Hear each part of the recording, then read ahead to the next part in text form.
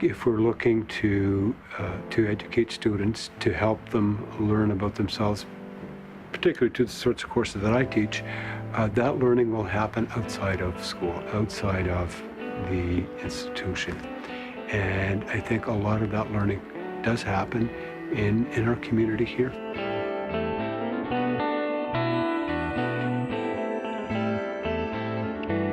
It informs the theory. It informs the sorts of things that we talk about in class in a way that the classroom environment mostly can't. Which is not to denigrate what goes on in the class. A lot of really important things go on there. And things are learned there. But things are also learned outside of the classroom in a way that's different and informs what goes on in the classroom.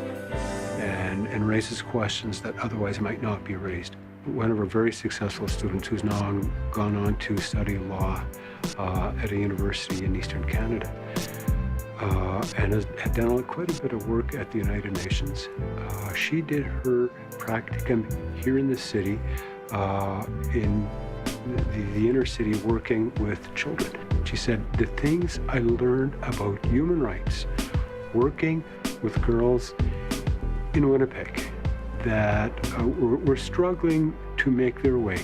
The sorts of things I learned there, I could never have learned in a classroom, and they will always inform my understanding of human rights laws and where these basic questions of human rights and decency come from. They come from our struggle to help our children. And I don't think she would have learned that in the classroom in the same sort of way, the same sort of depth, or the same sort of urgency. We often draw sort of a line between classroom learning and life experience, and I don't think we should do that. I think one invariably, in a seamless way, informs the other, and I think we need to be open to the community here.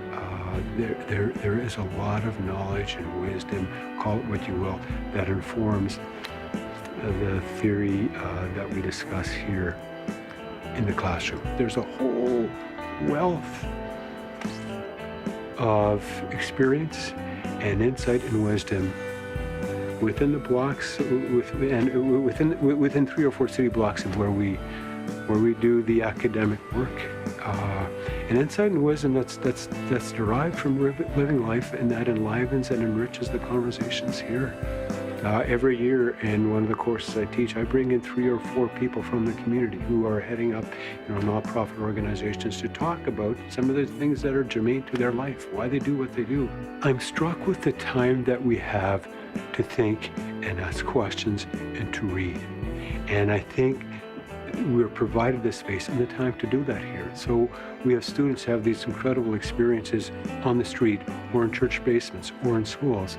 And here we have the time to say, no, a lot of people have had these experiences, and this is what we've come to know about these experiences and how it informs the sorts of questions that we have here. And I think we have that space here to do that.